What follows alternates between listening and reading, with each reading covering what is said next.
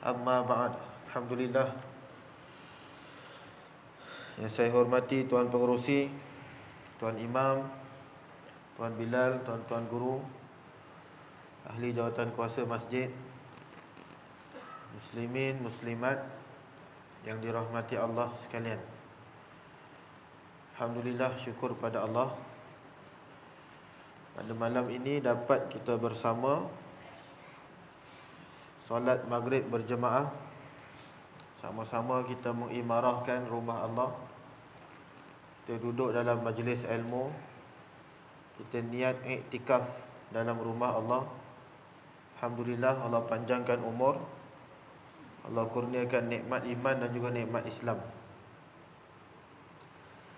InsyaAllah malam ni kita sambung Kitab Riyadhus Salihin. Kitab Riyadhus Salihin Imam An-Nawawi rahimahullahu ta'ala. Tajuk untuk malam ni insyaAllah kita sambung kelebihan mati syahid. Kelebihan mati syahid. Pada pertemuan yang lepas saya ada bacakan beberapa hadis tentang kelebihan-kelebihan mati syahid.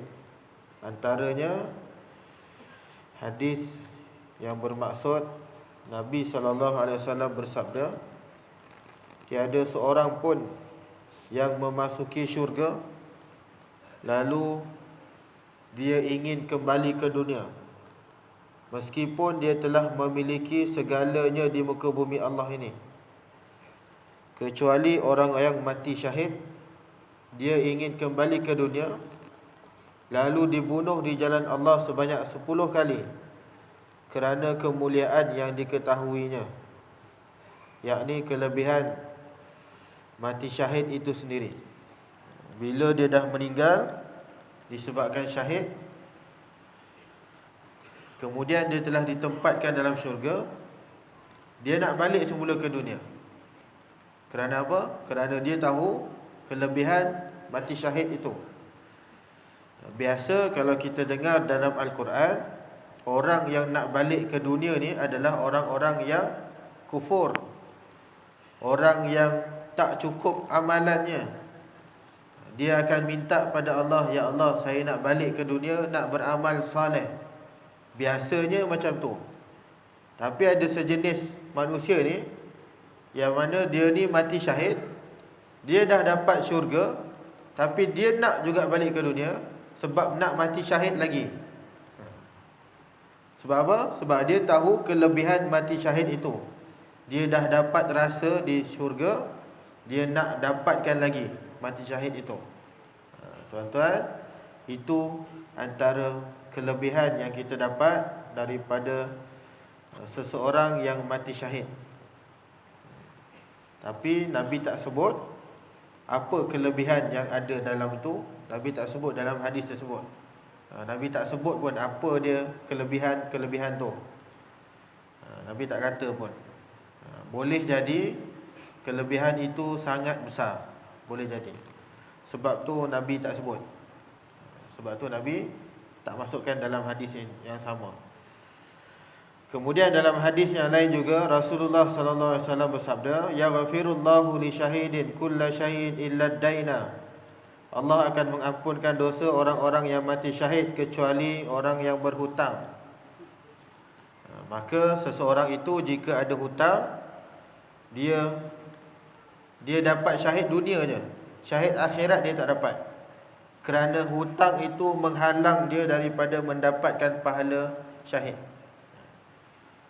Hutang itu menyebabkan dia terhalang daripada mendapat syahid akhirat.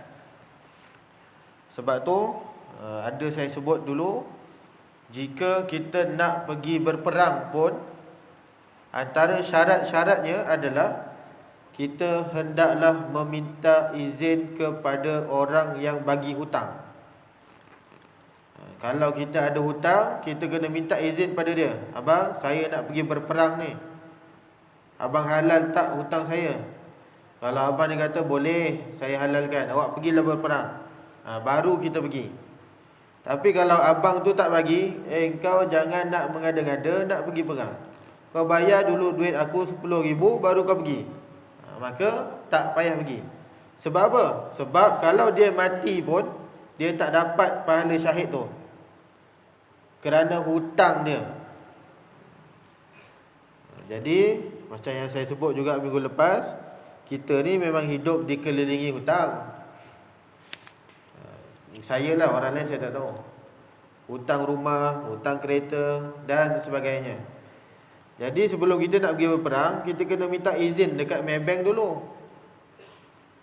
Abang Maybank, saya nak pergi perang ni Maybank. Kalau Maybank kata kau jangan nak mengada-ngada, kau kena bayar settlement dulu. Kita bayar lah, baru pergi hutang, baru pergi perang. Sebab apa? Supaya kita punya syahid ni tak tergantung. Rugi je. Dah dapat mati syahid, mati perang tu dah dapat dah, tapi tergantung pula sebab hutang. Jadi hutang itu jangan dibuat main lah. Kalau ada hutang bayar, tak dapat bayar habis pun bayar sikit-sikit. Yang penting bayar. Bayar 100, sikit-sikit bayar. InsyaAllah lama-lama dia habis. Okey, itu antara dia. Jadi saya disebutkan juga beberapa jenis syahid. Para ulama antaranya Imam An-Nawawi, dia mengatakan syahid ni ada 3. Pertama, syahid dunia akhirat. Syahid dunia akhirat. Yang ini adalah orang yang pergi berjihad fi sabilillah dan dia mati dalam peperangan, maka dia mendapat pahala syahid dunia dan akhirat. Yang penting niat dia ikhlas, berjuang kerana Allah, meninggikan syariat Islam. Dia meninggikan kalimah Allah. Dia mati, dia dapat pahala syahid dunia dan akhirat. Yang ini orang yang pergi berperang, khusus untuk dia. Yang kedua, syahid di dunia. Kata Imam An-Nawawi, yang ini orang yang pergi perang dan mati dalam peperangan, cuma dia banyak dosa. Bukan dosa apa pun. Antara dosa saya sebut apa tadi? Hutang. Dia dapat syahid dunia. Lagi apa dosa dia? Dia berjuang, dia nak pergi perang semata-mata nak dapatkan nama. Tak ikhlas. Dia berjuang semata-mata untuk mendapatkan harta rampasan perang. Maka niat dia tu tak betul. Dia dapat syahid, tapi syahid dunia sahaja. Tak payah mandi, tak payah kafan, solat terus tanam. Syahid dunia. Tapi akhirat dia tak dapat. Rugi tak? Rugi. Dah penat-penat pergi menembak, mati, tak dapat pahala syahid. Rugi. Jadi sebelum pergi berperang, ikhlaskan niat kerana Allah, meninggikan kalimah Allah. Bukan nak duit, bukan nak pangkat. 2. Yang ketiga, syahid akhirat. Yang ini Nabi sebut dalam hadis, syahid akhirat ni ada beberapa jenis. Dia tak pergi perang, tapi dia dapat pahala syahid. Yang ini disebut sebagai orang yang special, syahid akhirat. Dia tak mati dalam perang, tapi dia dapat pahala syahid, syahid akhirat. Dia wajib dimandikan, wajib dikafankan, wajib disolatkan dan dikebumikan macam biasa, tapi dia dapat pahala syahid. Contohnya kata Imam Ibnu Hajar Al-Asqalani, antara contoh-contoh orang yang mendapat pahala syahid akhirat. Pertama, Nabi sebut dalam hadis al-mat'un, orang yang mati kerana penyakit berjangkit. Al-mat'un, orang yang mati kerana penyakit berjangkit. Contoh, COVID-19. Walaupun ada ulama kata tak dapat syahid, tapi sebahagian besar kata orang yang mati COVID-19 syahid akhirat, kerana COVID-19 penyakit berjangkit. Berdasarkan hadis itu, secara umum al-mat'un, orang yang mendapat penyakit berjangkit. Jadi penyakit berjangkit banyak di dunia ni, antaranya COVID-19, HIV AIDS, denggi dan lain-lain.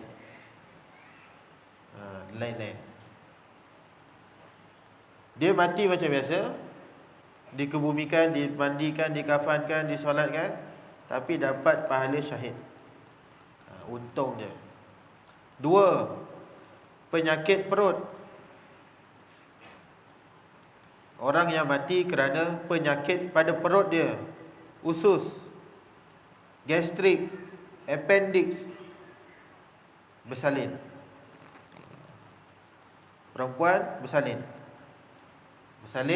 meninggal, syahid akhirat. Besar pahala bagi perempuan yang mati syahid ketika bersalin. Dan lah dosa dia tak ada, dia mati pula syahid akhirat. Itu contohnya. Sebab tu bersalin ramai-ramai. Senang ustaz cakap, ustaz lelaki boleh dah. Okey, 2. Penyakit perut. 3. Wal ghariq, orang yang mati lemas. Mati lemas, mandi laut, meninggal, lemas, mati syahid akhirat. Ada berita yang lepas, satu family mandi dekat air terjun, meninggal satu keluarga, syahid akhirat satu keluarga. Itu baru 2 bulan lepas kalau tak silap saya, 2 bulan ke 3 bulan. Mandi air terjun, satu family meninggal, mati syahid satu family. Besar pahala dia. Apa amalan dia? 3. 4. Orang yang mati dihempap bangunan ataupun benda yang berat. Wasahibul hadmi, orang yang mati disebabkan terhempap benda yang berat, runtuhan dan sebagainya. Jadi dekat situ banyak contoh orang yang mati sebab runtuhan, gempa bumi, jatuh, tanah runtuh. Bila tahun lepas kot ke tahun ni, tanah runtuh dekat Genting tu, tak silap saya lah, dekat Genting, dekat tanah taman perkhemahan tu, berapa ratus orang meninggal. Okey, contoh. Paling baru, mati accident, satu family meninggal, yang tinggal anak dia seorang je. Satu family mati syahid, anak dia je yang tak dapat, anak dia masih hidup. Contoh. Jadi orang yang mati dihempap benda berat dikira mati syahid, syahid akhirat. Lain, mati terbakar, mati kerana kebakaran, pun syahid akhirat. Orang yang mati dalam keadaan menuntut ilmu, pun syahid akhirat. Tuan-tuan datang masjid, balik ke, kalau accident, meninggal.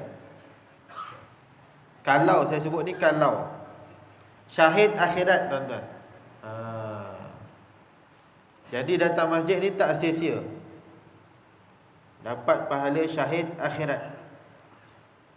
Anak-anak yang pergi universiti, pergi belajar, accident, meninggal, syahid akhirat.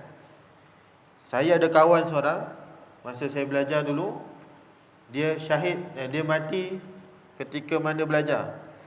Dia pergi airport kalau tak silap saya, accident, meninggal.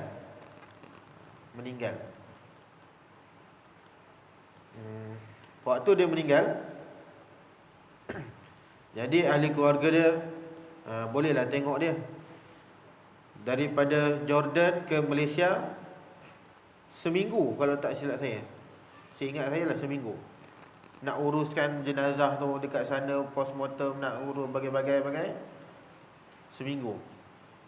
Dalam masa 1 minggu, jenazah dia tak bau busuk pun. Sampai di Malaysia, waktu tu saya dah balik cuti, dia sampai saya ziarah, tak bau jenazah pun, tak bau mayat. Seminggu. Padahal dah seminggu tu. Orang ni kalau mati tak payah lama-lama, 2 hari, 3 hari dah busuk lah. Tapi kawan saya ni seminggu. Dia mati aksiden kerana menuntut ilmu. Jadi kalau ada anak-anak yang nak pergi belajar tu, lepaskan dia. Tak payah sayang-sayang dia. Pergi. Tak payah dimanjakan. Pergi jauh lagi bagus. Sebab apa? Dia dikira mendapat syahid kalau dia meninggal. Dan dia dikira berjihad fi sabilillah. Bukan calang-calang orang yang belajar ni. Okey, orang yang mati dalam keadaan menuntut ilmu, dia dapat pahala syahid akhirat. Lagi apa? Orang yang mati kerana mempertahankan agamanya, mempertahankan nyawa dia, mencari harta yang halal dan lain-lain. Dia cari rezeki, duduk position kerja dekat Kuala Pilah, hari-hari ulang-alik. Position ke Kuala Pilah, hari-hari ulang-alik. Accident, dapat pahala syahid akhirat. Bukan biasa-biasa. Sebab tu jangan malas pergi kerja. Pergi kerja, jangan malas. Kalau accident, mati, bukan setakat dapat insurans, dapat syahid akhirat. Insurans dapat, syahid pun dapat. Okey, itu antara golongan yang mendapat pahala syahid. Syahid akhirat. Dia diuruskan seperti biasa, cuma dia dapat pahala syahid. Jadi ganjaran dia sangat besar dan bukan mudah untuk kita dapat. Hanya orang-orang yang terpilih sahaja. Yang aksiden satu keluarga tu tak semua orang dapat. Dia je yang dapat. Lemas satu keluarga tak semua dapat. Ada orang yang tertentu Allah pilih je dapat. Jadi tuan-tuan, kita ni boleh minta untuk mati. Walaupun hukum asal kita nak minta mati tu haram, berdosa. Tak boleh minta mati. Tapi ada satu jenis yang boleh kita minta mati adalah mati syahid. Kalau nak sangat mati pun mati syahid boleh. Boleh minta mati syahid. Sebab apa? Ada satu hadis Nabi sebut, man sa'alallaha ta'ala syahadata bisidqin ballaghahu Allahu manazil syuhada wa in mata ala firashihi. Barang siapa yang memohon kepada Allah untuk mati syahid dengan bersungguh-sungguh, ya Allah, aku nak mati syahid, ya Allah. Hari-hari dia berdoa, dia nak mati syahid. Tapi dia tak dapat nak pergi perang pun. Dia tak dapat. Tapi hari-hari dia doa, ya Allah, saya nak mati syahid. Kurniakanlah aku mati syahid. Maka kata Nabi, Allah akan kurniakan dia ganjaran syuhada. Dia akan dapat pahala syahid walaupun dia mati atas katil. Walaupun dia mati di atas katilnya, tapi dia duk minta hari-hari, ya Allah, kurniakanlah aku mati syahid. Masukkanlah aku di golongan orang-orang syuhada. Dia minta hari-hari, sungguh-sungguh dia minta. Allah bagi walaupun dia mati atas katil. Bukti dia, seorang sahabat Nabi yang saya cerita hari tu, Khalid Al-Walid. Yang mana Khalid Al-Walid ini, dia ni panglima perang, tak mati dalam medan peperangan. Sebab apa? Sebab dia terlalu hebat, terlalu tak ada siapa boleh challenge dia. Dia tak pernah tewas dalam peperangan. Akhirnya dia mati atas katil sahaja. Adakah Khalid Al-Walid tak dapat pahala syahid? Jawapannya, dia dapat. Walaupun dia mati atas katil, tapi dia dapat pahala syahid tu. Sebab apa? Sebab dia hari-hari minta. Berapa banyak peperangan dia sertai, tapi dah dia hebat sangat, nak buat macam mana? Semua tentera musuh takut dengan Khalid Al-Walid, jadi dia asyik menang saja. Maka tak dapatlah mati syahid tu. Dia mati atas katil. Tuan-tuan yang dirahmati Allah. Jadi kita boleh minta nak mati, tapi minta mati syahid. Itu je boleh.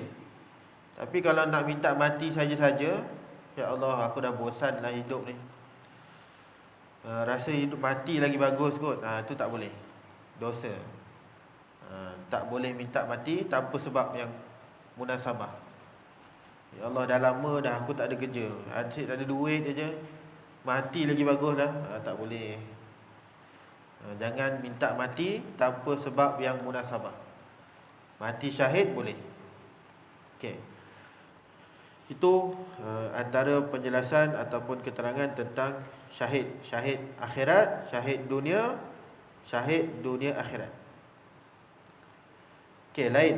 Dalam hadis yang disebut oleh Abdullah bin Amru radhiyallahu taala anhuma, qala Rasulullah sallallahu alaihi wasallam, man qutila duna malhi fahuwa syahidun. Sesiapa yang terbunuh kerana mempertahankan hartanya, maka dia adalah syahid. Siapa yang terbunuh kerana mempertahankan hartanya, maka dia syahid. Ada satu lagi hadis daripada Abu Hurairah radhiyallahu taala anhu, jaa rajulun ila Nabi sallallahu alaihi wasallam faqala ya Rasulullah ara'aita in jaa rajulun yuridu akhdha mali qala fala tu'tihi malaka. Ada seorang lelaki ni, dia datang jumpa Rasulullah sallallahu alaihi wasallam dan dia tanya, wahai Rasulullah, apa pendapat kamu jika ada seorang lelaki datang ke rumah saya, dia nak ambil harta saya? Senang cerita, pencuri lah, senang cerita dia. Ada pencuri datang rumah saya, dia nak ambil harta saya. Apa pendapat kamu ya Rasulullah? Maka Nabi kata, jangan kau bagi harta kamu kepadanya. Dia tanya lagi, ara'aita in qatalani, wahai Rasulullah, kalau dia memerangi aku, dia datang rumah saya, dia nak ambil harta, dia nak pukul, dia nak tembak saya, macam mana ya Rasulullah? Maka Nabi kata apa? Qatilhu. Maka kalau begitu, lawanlah balik. Nabi sebut apa? Qatilhu, balas balik. Ara'aita in qatalani ya Rasulullah, kalau dalam keadaan itu dia datang rumah saya, dia nak mencuri, dia bunuh saya, macam mana pula ya Rasulullah? Qala, Nabi pun bersabda, fa anta syahidun. Kalau macam tu, kamu mati syahid.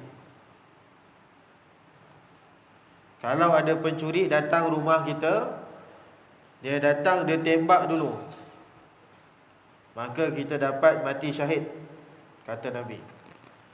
Dia tanya lagi, dia tak puas hati juga, ara'aita in qataltuhu, wahai Rasulullah, kalau saya pula bunuh dia, macam mana? Jawapan sahabat, soalan sahabat ni adalah soalan yang sangat bagus. Maka Nabi kata apa? Huwa finnar, dia masuk neraka sebab mencuri. Tapi apa? Tapi Nabi tak sebut apa yang jadi pada kita yang telah bunuh dia. Yang itu Nabi tak cerita. Okey.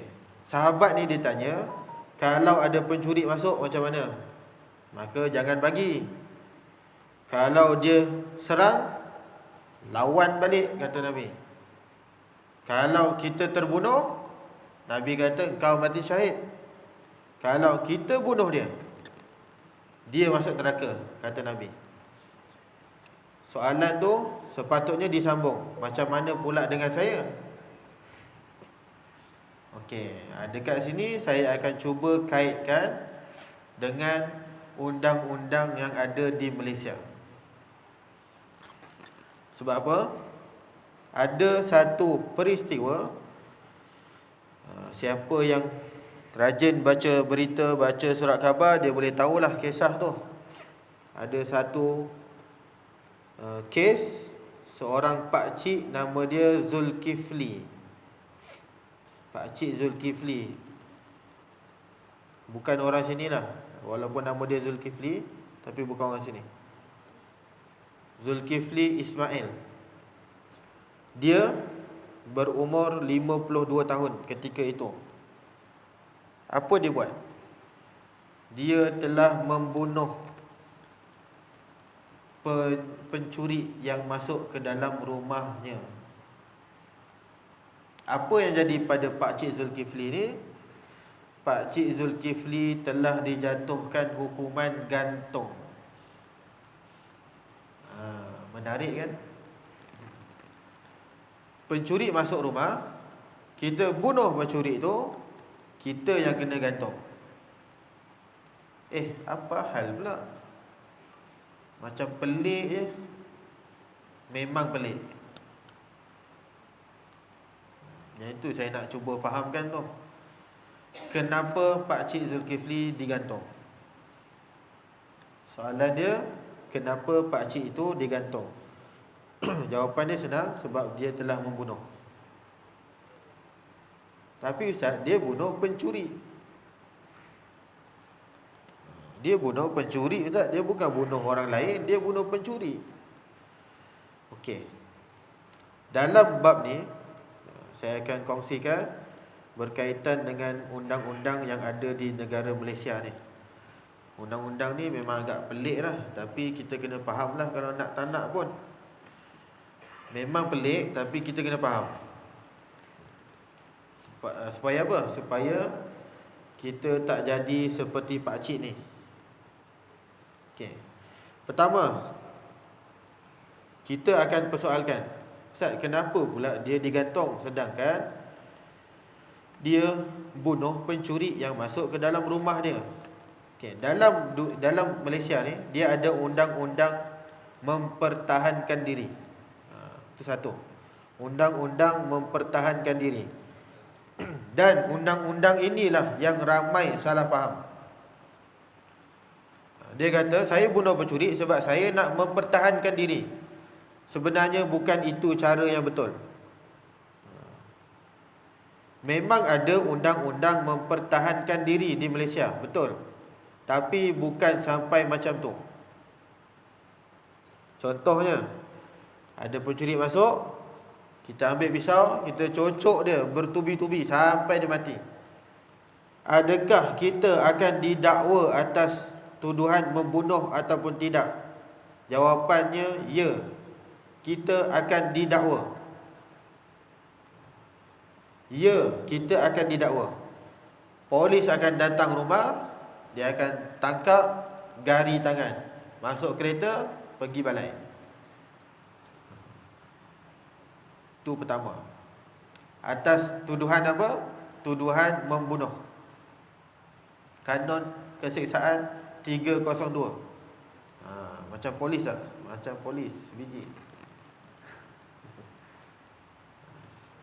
Hukuman gantung 302. Gantung sampai mati. Okey. Kemudian kita kena faham, bila kita didakwa, itu bukan bermakna kita bersalah. Yang kedua, kalau kita kena tangkap polis pun, bukan bermakna kita bersalah. Polis cuma jalankan tanggungjawab. Dia nak tangkap, dia nak ambil, dia nak buat apa? Siasatan. Buat siasatan. Prosedur dia biasa. Dia akan pergi rumah, gari tangan, masuk kereta, pergi balai. Itu biasa. Kalau kita tak bersalah, jangan takut. Polis cuma tangkap untuk buat apa? Siasatan lanjut. Maka dekat mahkamah nanti sila jawab apa yang sepatutnya ditanya. Jadi bila kita dah kena dakwa, mahkamah akan panggil untuk bagi keterangan. Sebab apa? Sebab kita dah bunuh orang. Maka mahkamah akan tanya. Mahkamah hakim akan tanya, adakah tindakan kamu membunuh pencuri itu sebab nak mempertahankan diri? Hakim akan tanya. Maka kita pun jawab, betul yang Arif. Saya bunuh dia sebab nak mempertahankan diri. Satu. Kemudian hakim tu akan tanya, adakah awak yakin? Dekat situ kita dah mula rasa nak terkencing. Dekat situ kita dah mula gelabah. Adakah awak bunuh dia kerana mempertahankan diri? Kita pun jawab betul. Hakim akan tanya, adakah awak yakin pencuri itu bersalah? Kita pun dah menggigil lah tu. Alamak, soalan ni lagi susah daripada soalan SPM tau. Kalau gagal jawab ni memang habis lah. SPM kalau gagal boleh repeat tau. Ini soalan kalau gagal penjara, tak penjara, gantung. Hakim akan tanya, adakah awak bunuh itu betul-betul pencuri? Entah-entah dia salah masuk rumah ke? Ada bukti? Kita pun dah garuk kepala, alamak hakim ni, apa benda soalan kau tanya ni? Kita dah tak dapat jawab. Hakim tanya lagi, adakah tindakan awak membunuh setaraf dengan tindakan dia mencuri? Kita buat salah apa? Bunuh. Dia buat salah apa? Curi. Adakah tindakan itu setimpal? Hakim tanya.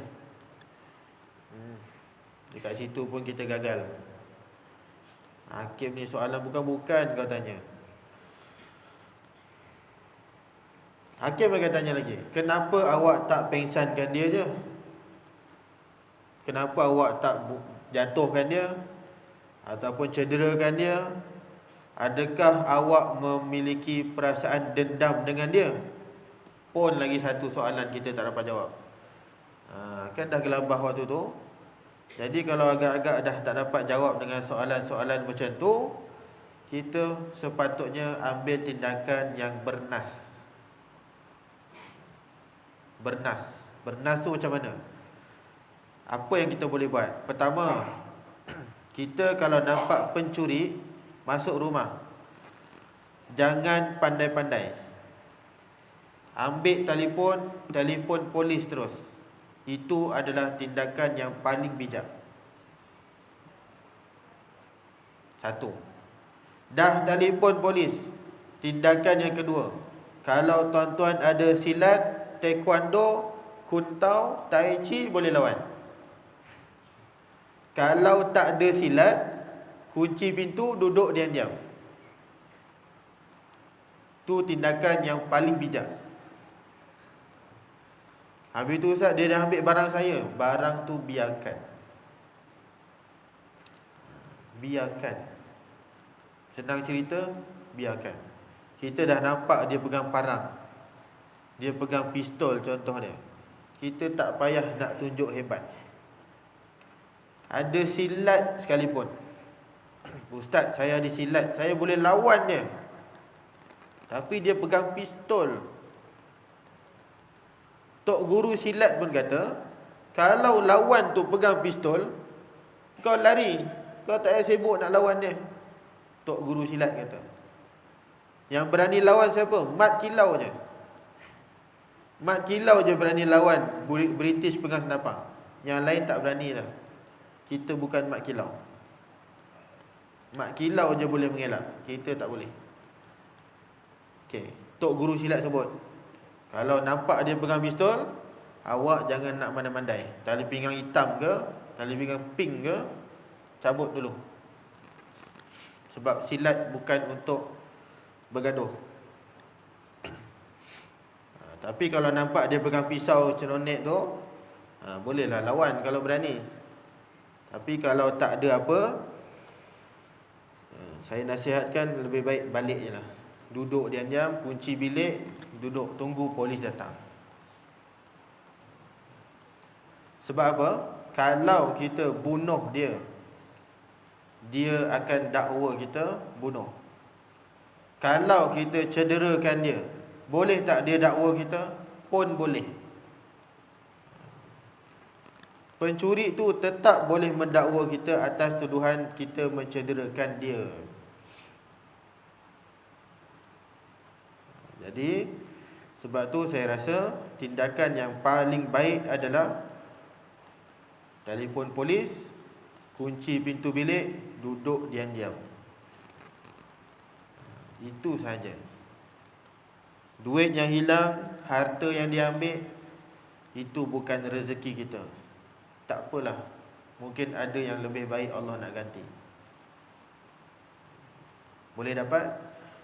Okay. Kalau kita lawan, bunuh pula tu, boleh jadi kes macam Pakcik Zulkifli ni. Dia bunuh pencuri, tapi dia dijatuhkan hukuman gantung sampai mati. Kesian tak? Kesian. Macam tak berbaloi. Tapi tuan-tuan yang dirahmati Allah, ada juga orang petikai. Sebab itulah Ustaz, kita kena jalankan hukuman hudud. Yang ini satu jenis manusia. Kita bukan tak nak hukuman hudud. Hukuman hudud tak ada hukum bunuh dekat situ. Sebab tu suruh belajar dulu. Dalam senarai hukuman hudud tak ada hukuman bunuh. Tak ada. Hukuman bunuh dalam hukuman qisas. Sebab tu kita kena gerakkan hudud, Ustaz. Hudud tak termasuk bunuh. Bunuh tak ada dalam hudud. Bunuh qisas.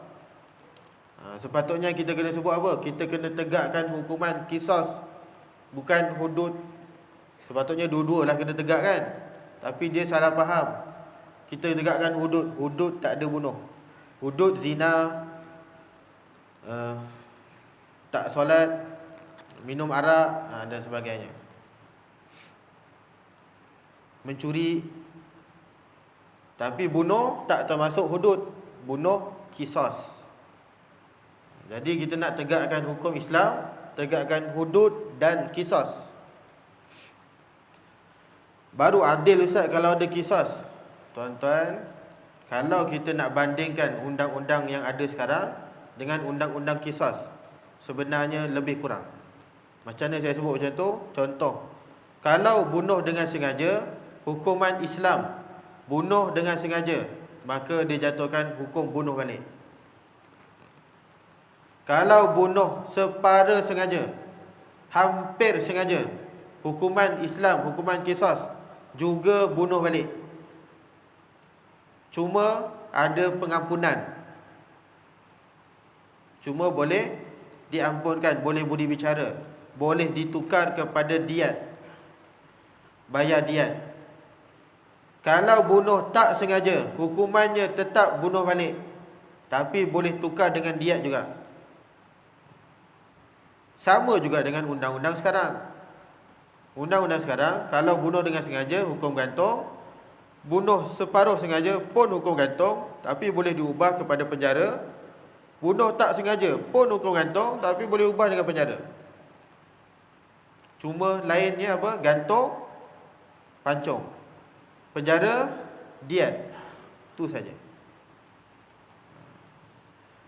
Jadi kalau nak tegakkan hudud dan qisas, itu satu undang-undang yang bagus. Sebab undang-undang Islam kita wajib tegakkan. Cuma masyarakat kena belajar. kita kena belajar hudud dan qisas itu apa, supaya nanti bila ia dijalankan, kita dah faham. Oh macam tu. Oh ini hudud, oh ini qisas. Baru betul, baru boleh jalan. Okey. Bukan kita tak tegakkan, kita tegakkan juga hukuman hudud dan qisas, cuma dalam masa yang sama rakyat kena belajar. Sebab apa? Sebab itu adalah undang-undang yang adil. Sebab apa? Yang membezakan undang-undang Islam adalah undang-undang Islam dia ada konsep pengampunan. Waris boleh ampunkan dia. Tak apalah saya ampunkan dia sebab dia tak sengaja bunuh anak saya. Tak payah bunuh, tak payah bayar diat. Lepas. Itu istimewanya hukum Islam. Dalam undang-undang Malaysia, undang-undang negara ini tak ada pengampunan seperti itu. Yang ada apa? Pengampunan agung. Itu je ada. Agung je yang boleh bagi ampun. Manusia biasa tak boleh. Jadi tuan-tuan yang dirahmati Allah, kesimpulan dia apa? Memang betul Nabi sebut dalam hadis tu, kalau kita dibunuh, kita mati syahid. Nak sampaikan poin tu je. Tapi kalau katalah ditakdirkan Allah, na'udzubillah, kita kena rompak ke, kena curi rumah ke, tolong buat tindakan yang bijak waktu itu. Jangan ikut nafsu. Jangan ikut nafsu. Kita bunuh je pencuri ni, padan muka dia. Tak boleh. Dah tangkap, kita dah ikat dia. Dah kena ikat, tak payah buat apa-apa dah. Orang sekarang ni lain. Bila dah kena tangkap, dia pergi bantai pula budak tu. Siapa suruh kau mencuri? Engkau ni anak siapa? Ditumbuk je muka budak tu. Tak payah. Kalau budak tu dakwa dekat balai, saya nak saman pakcik tu. Kenapa? Dia tumbuk muka saya. Boleh. Jadi tuan-tuan muslimin muslimat yang dirahmati Allah, jadi itu sedikit je sebenarnya. Nak faham perkara itu sebenarnya panjang dan agak complicated, rumit. Tapi kita boleh faham dekat situ. Kita kesimpulan dia apa? Bertindak dengan waras. Jangan terlalu cepat nak bunuh orang jahat. Islam bukan begitu cara dia. Okey. Jadi tuan-tuan yang dirahmati Allah, cukup sekadar itu untuk tajuk kelebihan jihad dan perkara yang berkaitan dengannya. InsyaAllah kita akan sambung bab yang baru, tajuk berkaitan dengan mentaati pemimpin. Kewajipan mentaati pemimpin. Nanti kita akan bacakan hadis-hadis wajib kita taat pada pemimpin, walaupun kita tak suka dekat dia. Ustaz, saya tak undi dia dulu, tapi hukum dia wajib taat. Wajib taat. Tapi saya tak undi, itu belakang cerita. Wajib taat. Nanti saya akan sebutkan hadis-hadis Nabi yang cerita tentang wajib taat pada pemimpin walaupun dia tak suka. Walaupun kita tak suka dia, dia tak suka kita. Benci betul kita tengok muka dia, taat, tetap taat. Okey. Nanti kita sambung. Wallahu alam. Sekadar itu saja. Yang baik datang daripada Allah, yang lemah, yang kurang datang pada saya sendiri. Aku qauli hadza astaghfirullahal azim li wa lakum wa billahi taufiq wal hidayah. Wassalamualaikum warahmatullahi wabarakatuh. A'udzu billahi minasyaitonir rajim. Bismillahirrahmanirrahim. Alhamdulillahirabbil alamin wassalatu wassalamu ala asyrafil anbiya'i wal mursalin wa ala alihi wa sahbihi ajmain. Allahumma rzuqna mutaba'atin nabiy sallallahu alaihi wasallam awalan wa akhiran wa zahiran wa batina wa qawlan wa fi'lan wa ibadatan wa amalan salihan. Allahumma faqihna fid din wa 'allimna at-ta'wil.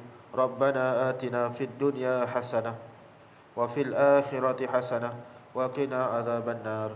Wa sallallahu ala sayyidina Muhammad wa ala alihi wa sahbihi wa sallam. Walhamdulillahirabbil alamin. Taqabbalallahu minkum.